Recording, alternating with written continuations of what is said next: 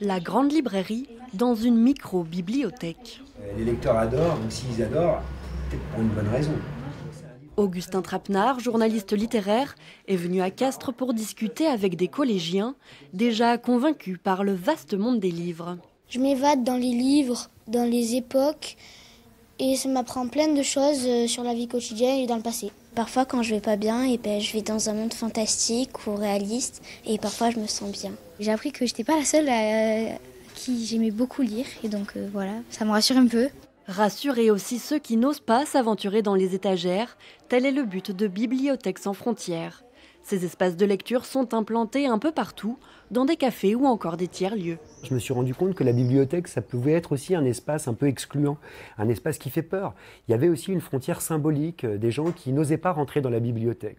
Une fois qu'on a passé le pas, une fois qu'on est rentré dans la bibliothèque, si les bibliothécaires sont bons, et ils le sont, on a envie de lire. Ici, les Castrais ont le choix parmi 2000 ouvrages dont 80% sont donnés par Bibliothèques sans frontières. Ensuite, l'association locale Cerberus prend le relais. La lecture devient alors moteur de lien social et surtout d'égalité. Ça permet d'apporter la lecture à tout le monde. Ça rend la lecture accessible à tout le monde, à toutes les générations.